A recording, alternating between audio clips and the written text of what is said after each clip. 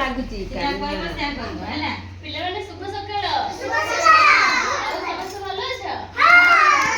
ଆମେ ପାଠ ପଢିଲେ ଆଜି ଗୋଟେ ଗପ ଶୁଣିବା। ଗପ ସବୁ ଜାଣିଛ କି? ବସ ସିଧା ବସ। ଭାଲୁକୁ ସବୁ ଜାଣିଛ? ଦେଖିଛ ଭାଲୁକୁ? ଦେଖିଛ? କୋଉଠି ଦେଖିଛ? ତମ ଗାଁ ଭାଲୁ ଅଛି? ଭାଲୁର ଆଖି କେତୋଟି?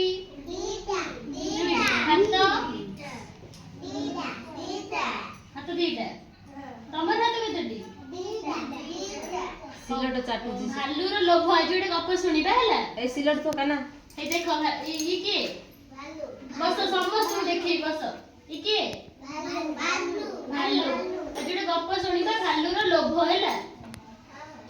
ଗୋଟେ ଗାଁ ଥିଲା ହେଲା, ଗୋଟେ ଗାଁ ପାଖରେ ଗୋଟେ ଜଙ୍ଗଲ ଥିଲା, ସେଠି ଗୋଟେ ଭାଲୁ ରହୁଥିଲା ହେଲା। ସିଧା ବସ ସିଧା ସିଧା। ହଁ ଗୋଟେ ହଁ ଶୁଣ, ଗୋଟେ ଗାଁ ଥିଲା ହେଲା, ଗୋଟେ ଗାଁ ପାଖରେ ଗୋଟେ ବଡ ଜଙ୍ଗଲ ଥିଲା। ଜଙ୍ଗଲରେ ଗୋଟେ କିଏ ରହୁଥିଲା? ଭାଲୁ ରହୁଥିଲା ହେଲା। ଜଙ୍ଗଲରେ କିଏ ରହୁଥିଲା? ଭାଲୁ ରହୁଥିଲା। ତାପରେ ସେଇ ଗାଁର ଲୋକମାନେ କଣ କରୁଥିଲେ? ଆଖୁ ଚାଷ କରୁଥିଲେ। ଆଖୁ ଜାଣିଛ? ଆଖୁ ଖାଇଛ ସବୁ? କେମିତି ଲାଗେ ଖାଇବାକୁ? କେମିତି ଲାଗେ? ଭଲ ଲାଗେ? ମାନେ କେମିତି ଲାଗେ? ମିଠା ଲାଗେ ନା ଖଟା ଲାଗେ ନା କଣ ଲାଗେ? ମିଠା ଲାଗେ। ସେଇ ବସ ବସ ସିଧା ବସ, ମୁଁ ଦେଖେଇବି ସମସ୍ତଙ୍କୁ ଦେଖେଇବି। ବସ ବସ। ହଁ ସେଇ ଗାଁରେ ଲୋକମାନେ କଣ କରୁଥିଲେ? ଆଖୁ ଚାଷ କରୁଥିଲେ। ସେ ଗାଁରେ ଗୋଟେ ମୁଁ କହିଲି ପାଖରେ ଜଙ୍ଗଲରେ କିଏ ରହୁଥିଲା? ଭାଲୁ ରହୁଥିଲା। ଲୋକମାନେ କୋଉ ଚାଷ କରୁଥିଲେ? ଆଖୁ ଚାଷ କରୁଥିଲେ। ତାପରେ କଣ ହେଲା? ଭାଲୁକୁ ଆଖୁ ଖାଇବାକୁ ଭାରି ଭଲ ଲାଗୁଥିଲା। କାହାର କଥା ଭଲ ଲାଗୁଥିଲା? ଭାଲୁକୁ। କଣ ଖାଇବାକୁ ଭଲ ଲାଗୁଥିଲା? ଆଖୁ।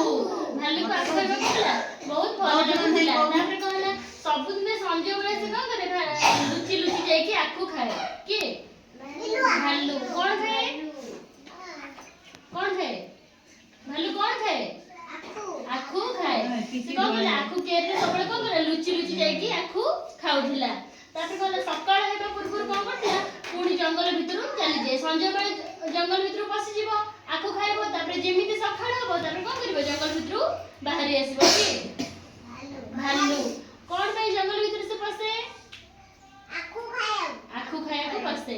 ତାପରେ ଏମିତି ସବୁଦିନ କଣ କରେ? ଯାଇକି ଆଖୁ ଖାଏ। ଯେମିତି ସନ୍ଧ୍ୟା ବେଳେ ହବ, ସବୁବେଳେ କଣ କରିବ? ଆଖୁ କିଆରି ଭିତରୁ ପଶିଯିବ, ଆଖୁ ଖାଇବ। ଯେମିତି ପୁଣି ସକାଳ ହବ, କଣ କରିବ? ପୁଣି ଜଙ୍ଗଲରୁ ବାହାରି ଆସିବ। ସେମିତି ସବୁବେଳେ କଣ କରେ? ଆଖୁ ଖାଏ।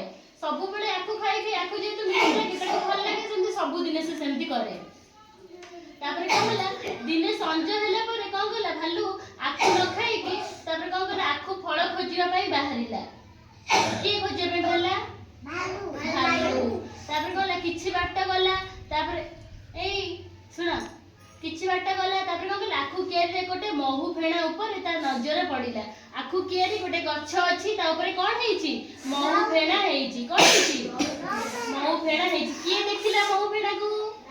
ଭାଲୁ ଦେଖିଲା। ଆଖୁ ଖାଇବାକୁ ଯାଉଥିଲେ, ଗଲା ବେଳକୁ ଦେଖିଲା ଗୋଟେ ଗଛରେ କଣ ହେଇଛି?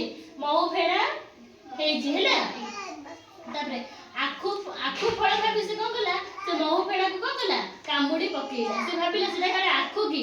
କଣ କଲା? ସେ ମହୁ ଫେଣାକୁ କଣ କଲା? କାମୁଡି ପକେଇଲା। ତାପରେ ସେ କଣ ହେଲା? ମହୁ ଫେଣାକୁ ଯେହେତୁ କାମୁଡି ପକେଇଛି, ସେଥିରୁ କଣ ବାହାରିବେ? ସବୁ ମହୁମାଛି ବାହାରିବେ। ତାକୁ ତାପରେ କଣ କଲେ? ଭାଲୁକୁ ଗୋଡେଇବାକୁ ଲାଗିଲେ। ସବୁ ବହୁତ ମହୁ ଫେଣାରେ ବହୁତ ସାରା ମହୁ ଫେଣା ଥାନ୍ତି। ତାକୁ କଣ କଲେ? ଆଖୁକୁ ଯୋଉ ଭାଲୁକୁ କଣ କଲେ? ଭାଲୁ କଣ କଲେ? ଭାଲୁକୁ ଘେରି ଯାଇ କଣ କଲେ? କାମୁଡି ଦେଲେ। କିଏ କାମୁଡିଲା? କିଏ କାମୁଡିଲେ? ମହୁମାଛି କାମୁଡି ଦେଲେ। କାହାକୁ କାମୁଡିଲେ? ଭାଲୁକୁ। ଭାଲୁକୁ କାମୁଡିଲେ। ଏଇ ଶୁଣ, ହେଇ ଦେଖ, ମହୁ ଫେଣାକୁ ଯେମିତି କାମୁଡି ଦେଇଛି, ହେଇ ଦେଖ ସେ ମହୁମାଛି ଗୁଡା କଣ କଲେ? ଭାଲୁକୁ ଘେରି ପକେଇ କଣ କରୁଛନ୍ତି?